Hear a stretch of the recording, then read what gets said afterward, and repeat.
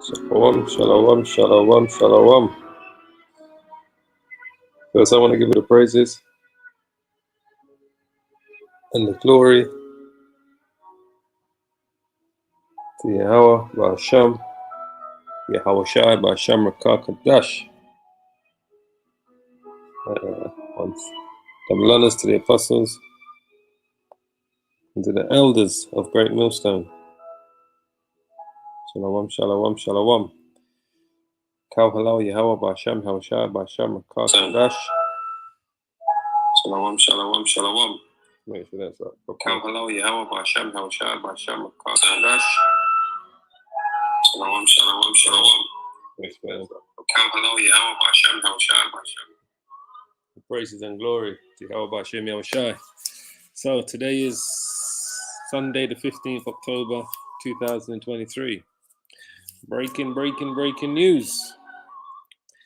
Ezekiel 38 is truly playing out, parts of it anyway, right in front of our face once more again, as we can see clearly and dearly it's playing out. Ezekiel 38 is playing out beautifully. Today's edification: Iran, which is Persia in the Bible, warns Israel, which is Amalek in the Bible, about going into Gaza, about any ground offensive into Gaza. I'm going to play a couple of video clips for you today to make you understand what's truly going on. Now, always remember, the war can kick off and start. They will go to battle, they will fight conventional war, but the missiles, the nuclear missiles, will not be fired until the microchip has gone global, until the whole economy has gone digital and the microchip has gone global. It's mainly based on the microchip going global. Now, as you may or may not know, Iran is Persia in the Bible. The people in the land of Israel that call themselves Israelis, those are the Amalekites. That's Amalek in the Bible. Everything that's happening is Bible prophecy. Ezekiel 38 is playing out in front of us. It literally began playing out when Russia invaded Ukraine. Ezekiel 38. That's when it began playing out. Literally. Now we're reaching down to verses 4 and 5 within Ezekiel 38. This is where we're at right now. Verses 4 and 5. So I'm going to play you this. This is the warning that the Iranian foreign minister, the Iranians, gave to the Israelis yesterday. Now, they didn't just do this warning as a public announcement on news broadcasting. They sent a message to the Israeli Prime Minister, Benjamin Netanyahu, through private channels before they made it public. They sent it to him Saturday morning through private channels. It's only really used when there's something serious about to take place, before they made it public. So let me play what they said. Listen carefully. This is it. This is the news.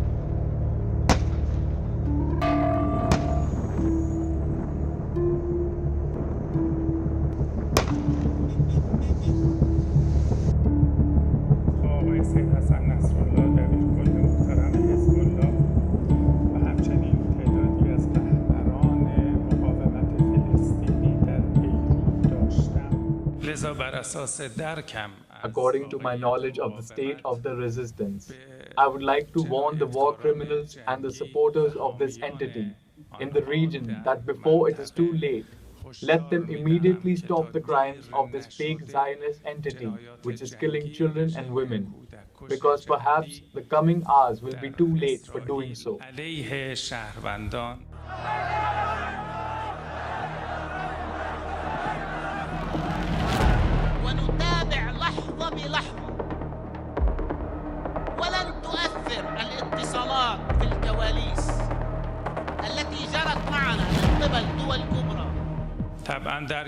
I have realized that according to the scenarios set by Hezbollah, any step the resistance will take will result in a huge earthquake against this Zionist entity.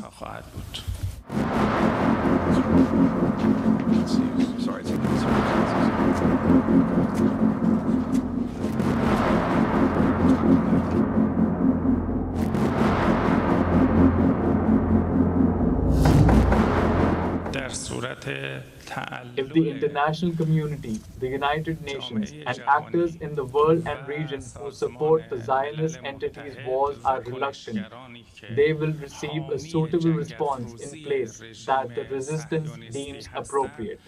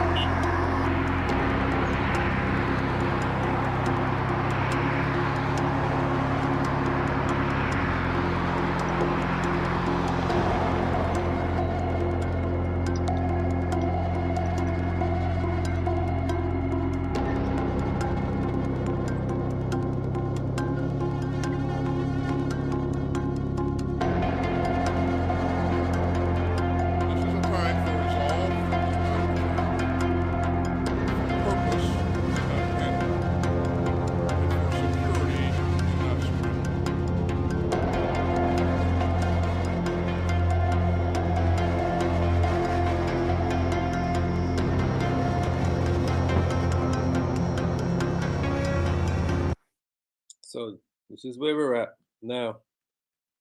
Just to show you, I'm gonna play you another short video, but I want to just read this headline first for you, just to make you understand. When I say Ezekiel 38 is playing out in front of you, Russia-Iran ties reach new levels. New levels. Russian defense minister says. What you're looking at there are the Russians and the Iranians inspecting ballistic missiles in Iran. Right? These are the Russian generals. These are the Iranian generals. They're inspecting the ballistic missiles that the Russians have been working with the Iranians to create in Iran. All right.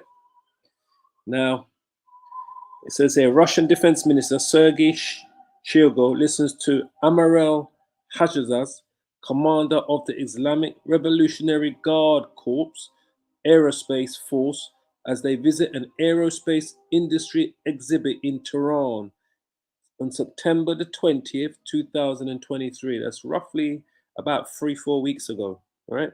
Russian Defense Ministries via Reuters. Relations between Russia and Iran have reached a new level despite opposition from much of the Western world.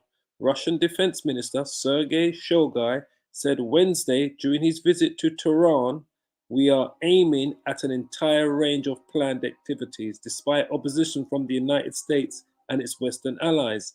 The Interfax news agency cited Shoigu as saying sanctions pressure on Russia and Iran shows its futility, while Russian-Iranian interaction is reaching a new level in preparation for the War of Armageddon. Shoigu met Iran's top security official Ali Akbar Ahmadian on Wednesday, and they talked about a wide range of topics, especially the developments in the Caucasus regions, according to Iran's Noor News. Iran's Tasnim news agency reported that Russian ministers of defense also visited the Islamic Revolutionary Guard Corps Aerospace Force on Wednesday. He met the head of the Air Force Base, Amirul Hajjazada, and Iran's drones, missiles, and air defense systems were displayed to him. All right. So that's what you're looking at here. Iran made a public statement and also sent it through private channels to the Israelis to say that if they invade on ground, they're sending in Hezbollah. Hezbollah is controlled by the Iranians in Lebanon. Now let me show you this. Now I'm going to play you another video regarding what the Americans have been planning since 2005. All right? I'm going to play another video. I want to listen carefully. This is General Wesley Clark in an interview, a speech that he was making. It was actually a speech he was making in 2007, in October 2007, exactly 15 years to this month, October 2007, or 16 years to this month, about plans what the Americans had for the Middle East and for the Russians back. These plans were put together when they invaded Afghanistan in 2001. So I want you to listen to this interview here, all right? This speech that he's going to make, General Wesley Clark. It's about a 5-minute speech, just to make you understand. And remember, everything that's happening is Bible prophecy. No matter what they're doing, planning, not planning, this, that, it's all the Lord's will. It's all of the Most High's will. Always remember that. And remember, before the nuclear missiles are fired, before they are fired, the microchip has to go global. But they will go into a conventional war that will be the beginning of World War III, which will be troops, soldiers, tanks, drones, jets, so forth and so on. But the nuclear side of it can't happen until the microchip goes global. Now, listen to the interview. All right, I'm going to play it to you. We didn't have a strategy. We didn't have bipartisan agreement. We didn't have American understanding of it. And we had... We'll just go back to the beginning. Sorry. All right. This is General Wesley Clark. He's making a speech in October 2007. Listen carefully to what this man says. Listen attentively with your ears. What happened at 9/11 is we didn't have a strategy. We didn't have bipartisan agreement. We didn't have American understanding of it. And we had instead a policy coup in this country. A coup. A policy coup.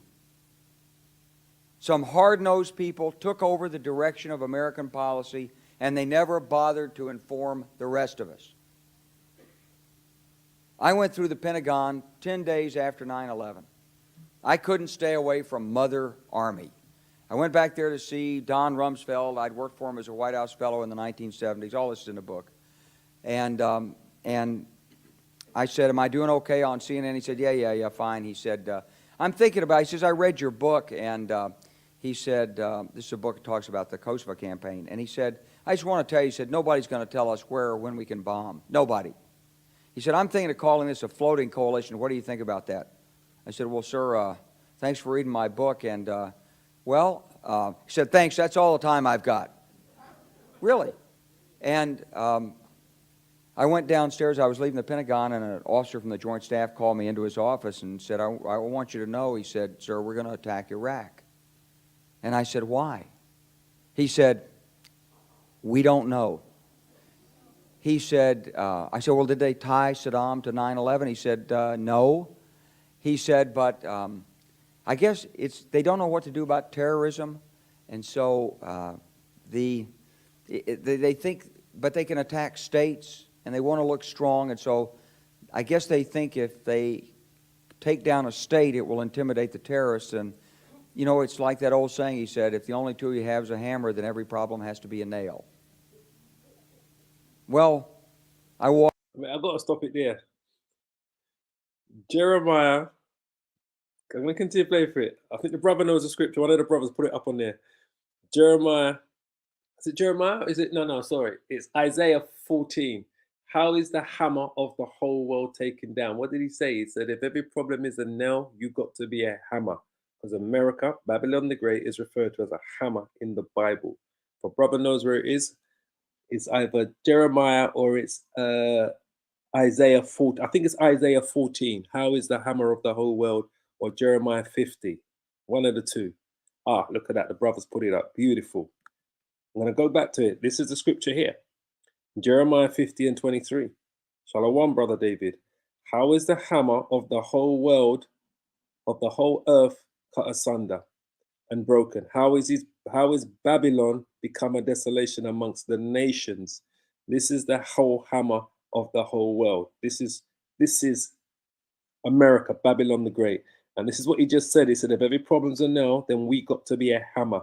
America is symbolically once again referred to as the hammer in the Bible, Babylon the Great, as the brother put it up on the screen for you to see.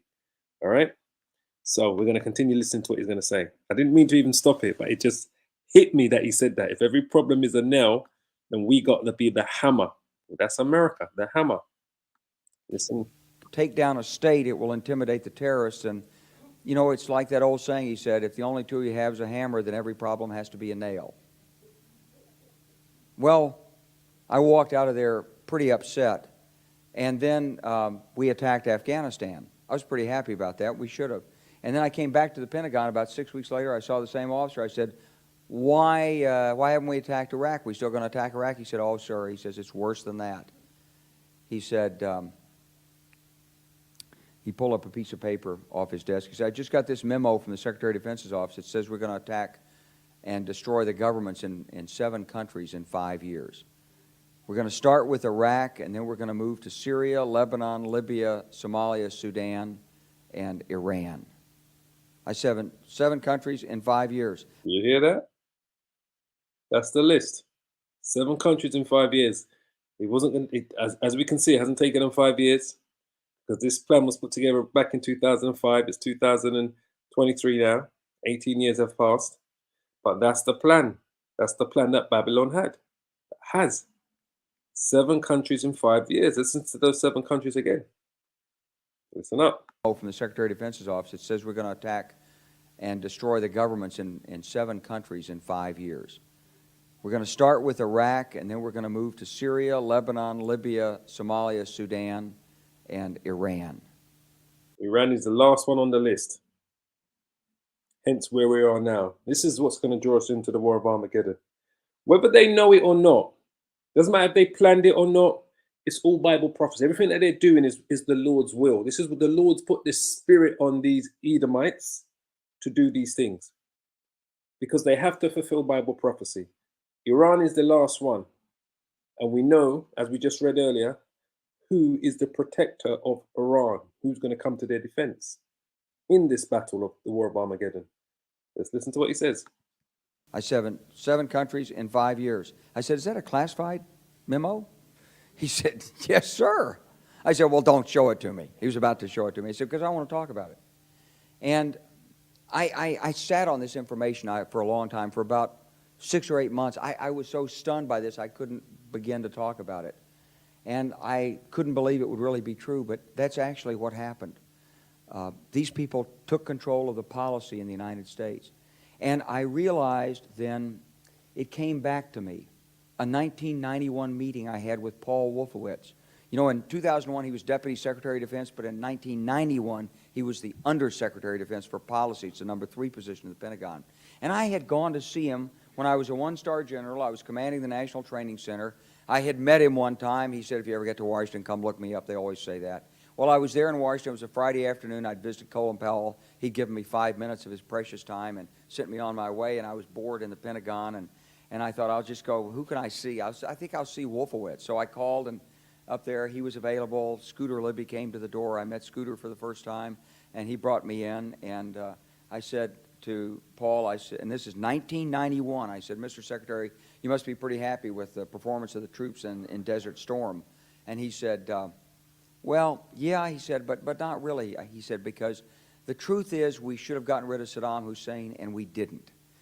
And this was just after the Shia uprising in March of 91, which we had provoked, and then we kept our troops on the sidelines and didn't intervene. And he said, but one thing we did learn, he said, we learned that we can use our military in the region, in the Middle East, and the Soviets won't stop us. He said, and that's their pride. He said that we can use our military, this is what the Americans are planning, in the Middle East, but the Soviets, which are the Russians, won't stop them. That's their pride. But we know what the Bible prophecy says. It's a beautiful precept. I'm going to quickly drop it up on the screen that brother put. Ariel Kayal, Proverbs 16 and 33 from the NLT. Beautiful precept. We may throw the dice, which is what America is doing, which is what these elites are doing. This is what the secret states are doing. We may throw the dice, but the Lord, Yahweh, determines how they fall. That's a beautiful precept. I love the way the NLTs put it. We may throw the dice. This is what they're doing. They're throwing the dice. They're making all these plans and that, thinking it's of their own will. But the Most High, Yahweh, determines how they fall. He determines how they fall. So their plan was that they're going to go in and create as much turmoil in the Middle East and take control of all of these governments in the Middle East while the Russians sit aside and do nothing. That's what their plans were. That's what their plans are. But the Most High's plans is that the Russians are going to come to the defense of the kings of the East, the kings of Arabia, to Iran. Going to come to their defense with an allied of NATO. Remember, China is going to be joined on to Russia when they come to their defense. Brother David, Proverbs 20 and 24. Man's goings are of the Lord. How can a man then understand his own way? How can a man then understand his own way? How can he understand his own way? So their whole plan was that they were going to try to do as much destruction in the Middle East as possible and take control during all of that chaos that they're going to create, which is, we know they created ISIS, they created Al Qaeda. You know, they probably had a hand in starting Hamas, had people in it, but Hamas is obviously run by themselves. But they probably got, you know, played a part in indirectly supporting them, so they don't know. But this is what they're planning, all right? So let's just listen to the rest of it. It's about another couple of minutes. After the Shia uprising in March of '91, which we had provoked, and then we kept our troops on the sidelines and didn't intervene. And he said, but one thing we did learn, he said, we learned that we can use our military in the region, in the Middle East, and the Soviets won't stop us. He said, and we've got about 5 or 10 years to clean up those old Soviet client regimes, Syria, Iran, Iraq, before the next great superpower comes on to challenge us. And they wasn't able to do that, right? Because the so-called next great superpower would be considered as China, right? Because Russia and America are considered as two superpowers. The next so-called one is China. So they didn't get to finish their wickedness before the next great superpower turned up. As the brother says here, Ariah Kayal, Proverbs 16 and 9. A man's heart devises his way, but the Lord Yahweh directs his steps. So their plan was to get this all done within 10 years. Because they knew China was a rising superpower, and they know China's a communist state, and they know China will obviously ally with the Russians because they're both communist countries, China, Russia, all right? Authoritarian countries think the same. So they didn't get to fulfill it. So this is why they're in a rush. They want to get in there because they think Russia is bogged down in Ukraine. So they think if we do this now, while Russia is bogged down in the war in Ukraine, the Russians won't get involved. Whereas we know the Bible prophecy makes it quite clear that the Russians are going to get involved. But they don't think that. This is their pride. Their pride. Listen to the rest of it. In the region, in the Middle East,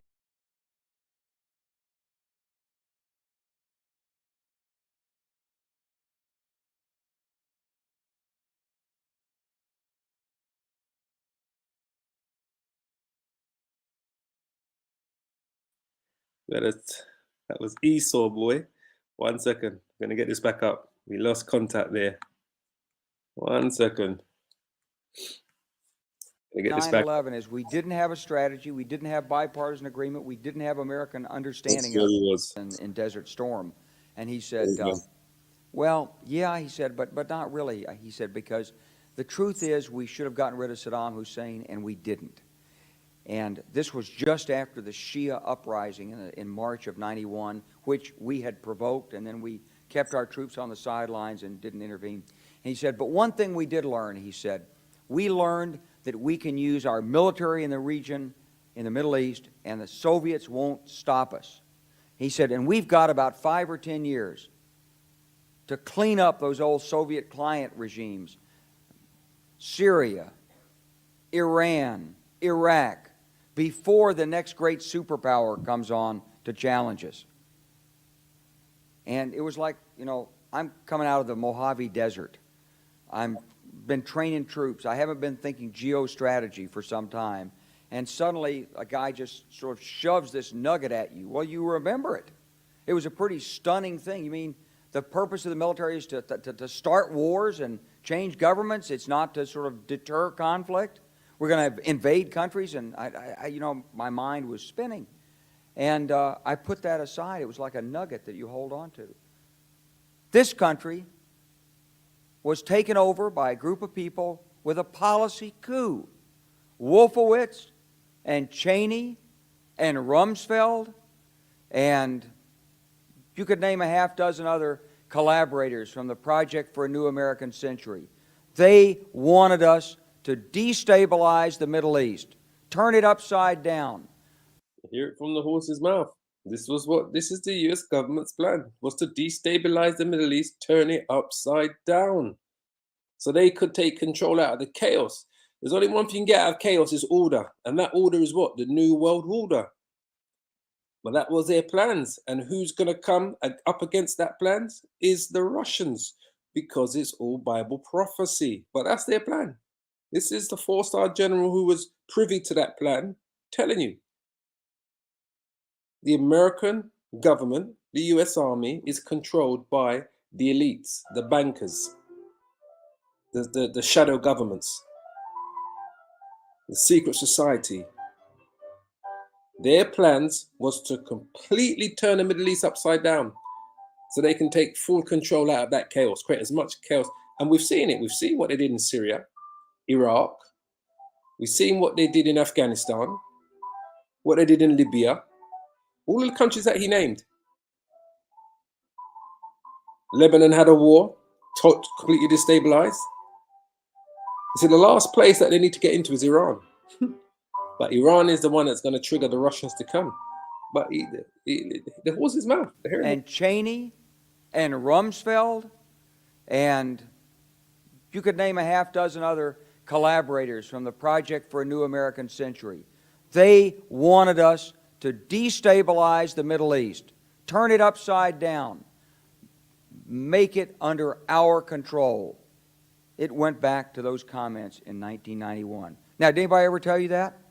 Was there a national dialogue on this? Did senators and congressmen stand up and denounce this plan? Was there a full-fledged American debate on it? Absolutely not. And that's the reality.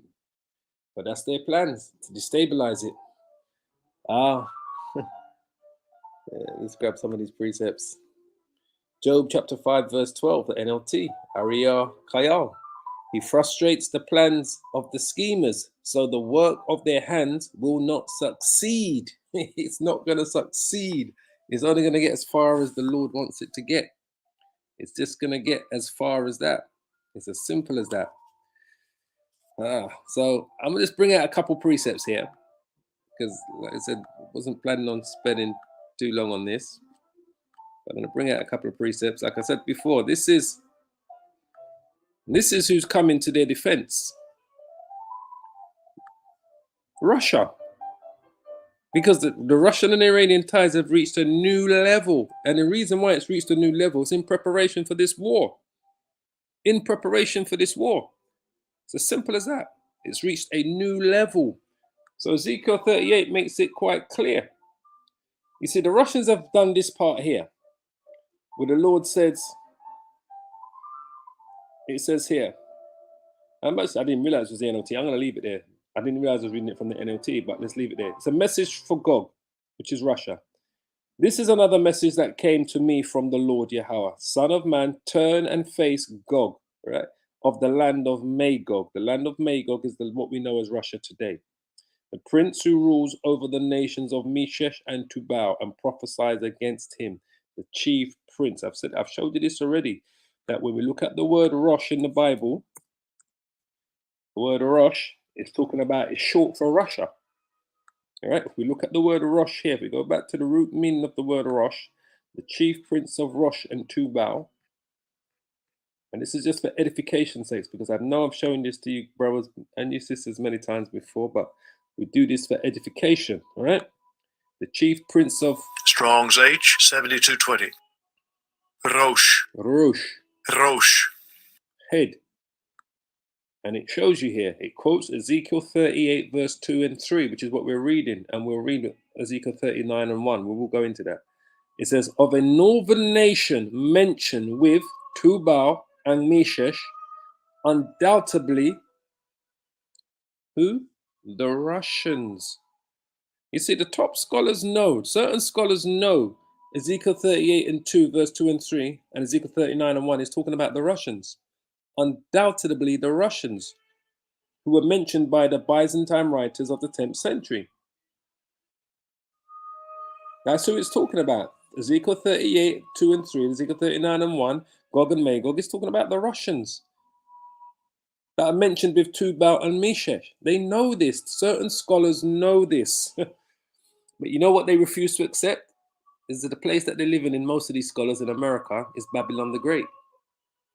And prophesies against him. Give him this message from the sovereign Lord, Yahweh. That's the sovereign Lord. Gog, Listen carefully. I am your enemy. The Most High is not for the Russians. He's going to use the other great Edomite nation to come up against the great Edomite nations of the West. He's against Russia, but he's going to use Russia. So the Bible is making it quite clear here. The Lord is making it quite clear to the prophet Ezekiel. He's not for the Russians, he's against them, but he's going to use them. They're a vehicle to fulfill his prophecies. I will turn you around and put hooks in your jaw to lead you out with your whole army.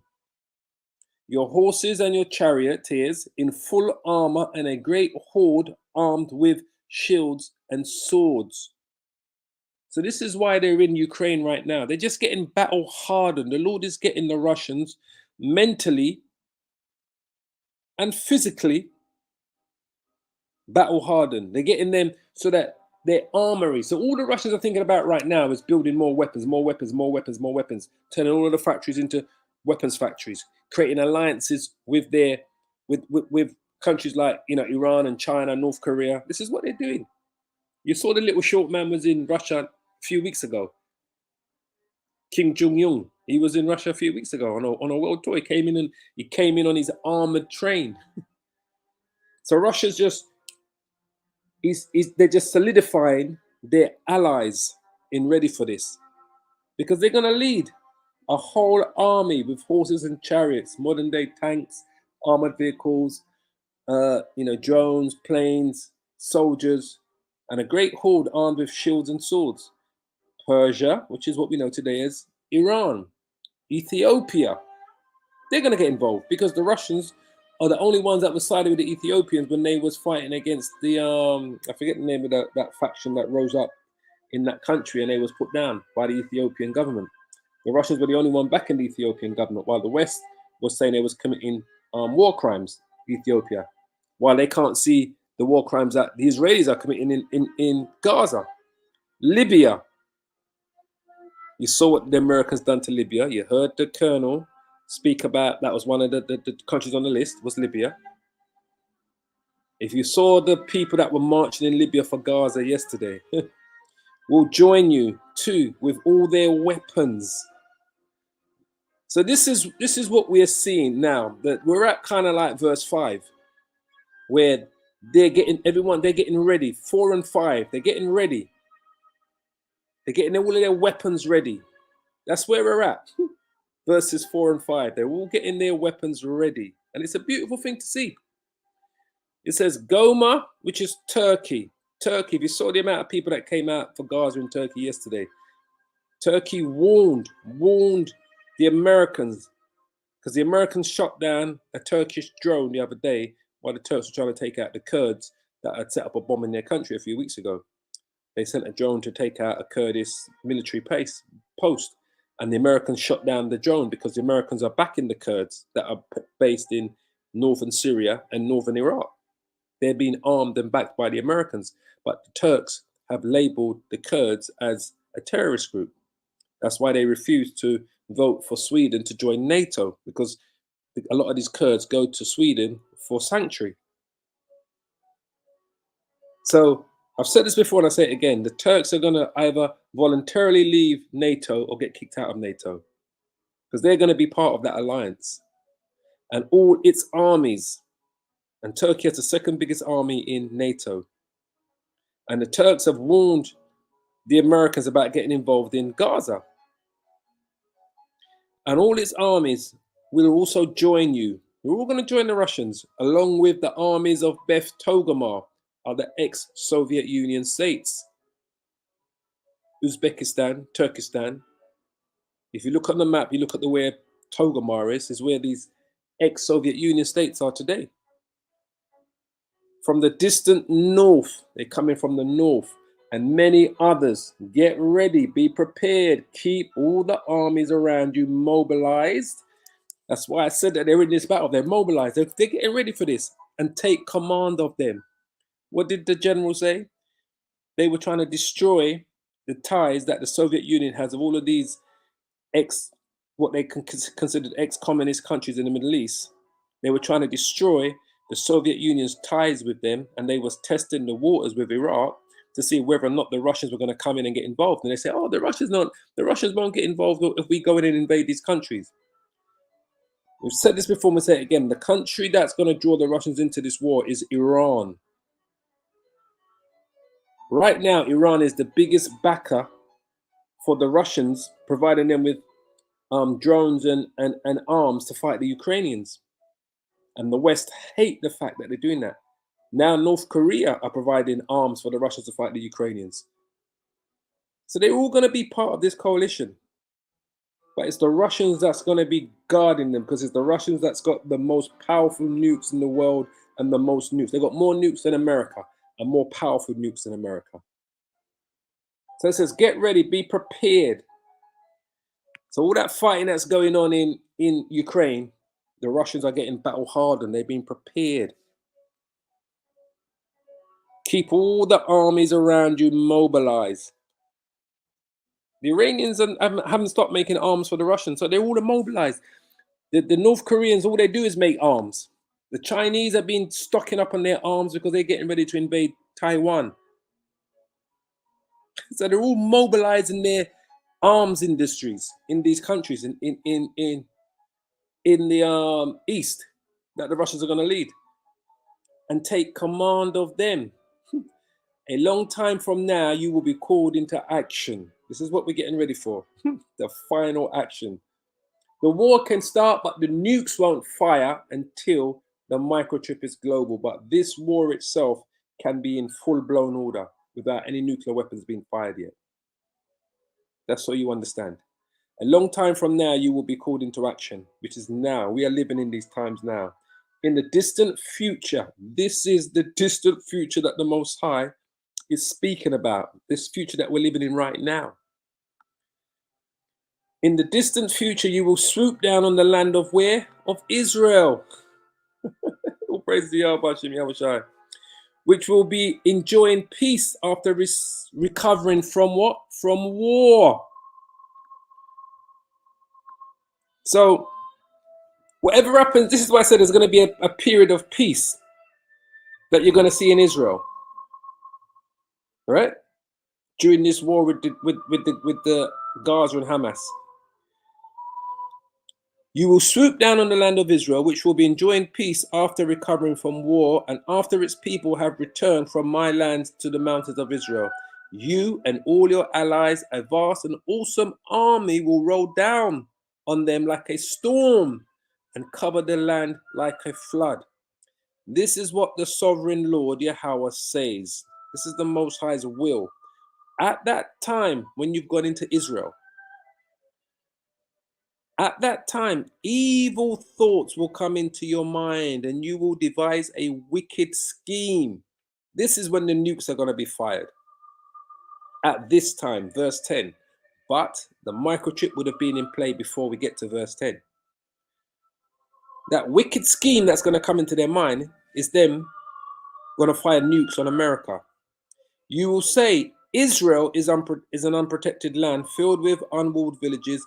I will march against her and destroy these people who live in such confidence.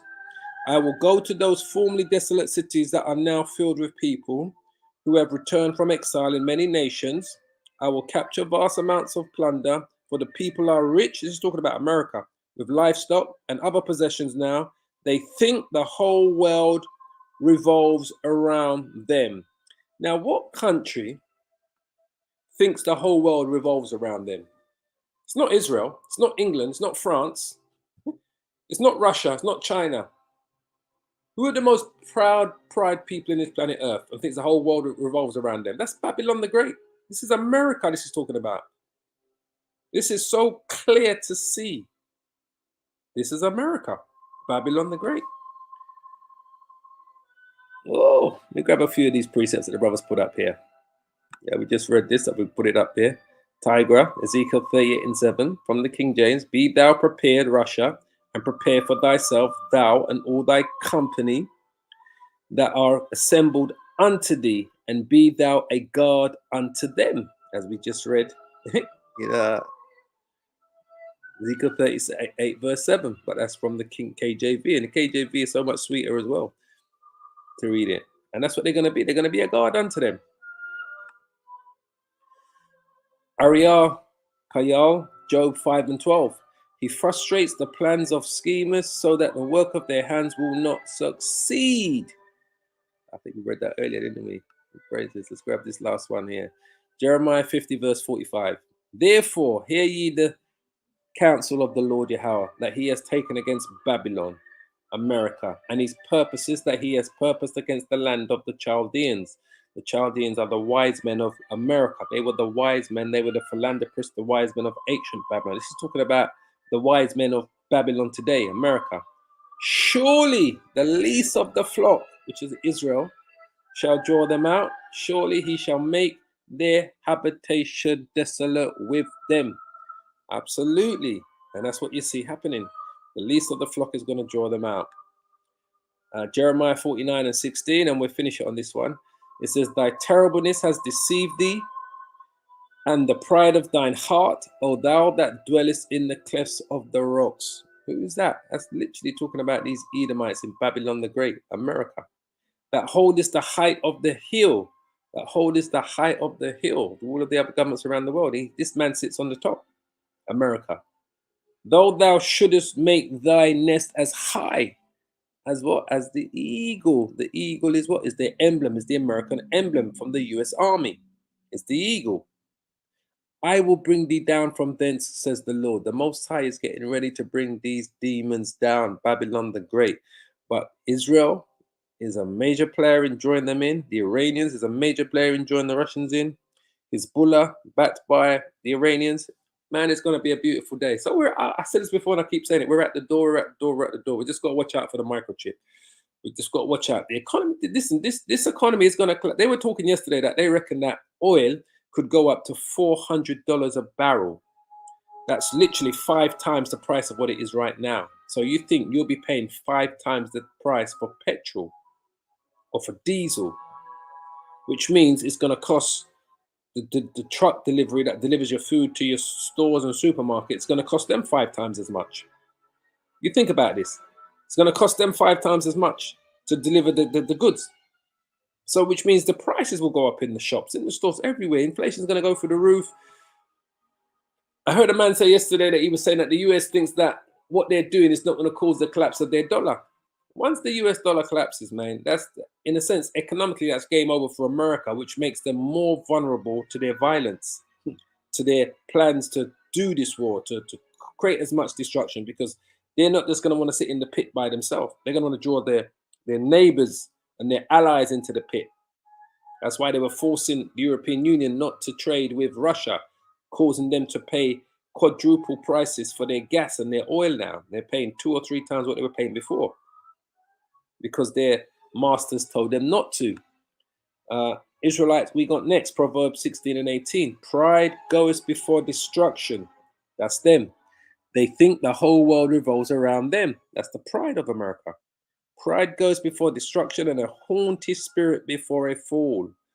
Better it is to be of a humble spirit with the lowly, with the elect, than to divide the spoils with the proud. Simple as that.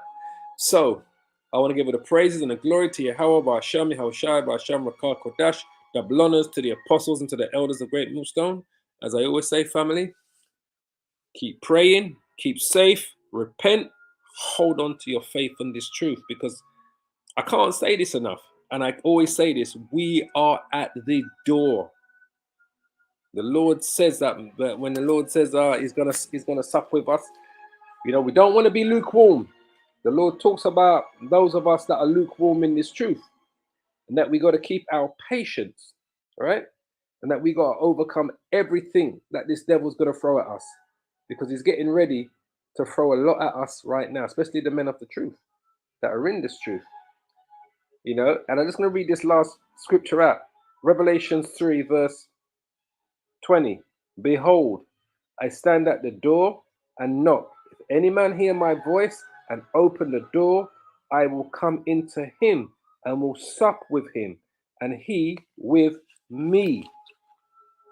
To him that overcometh, I will grant to sit with me in my throne, even as I also overcame and am set down with my Father in his throne.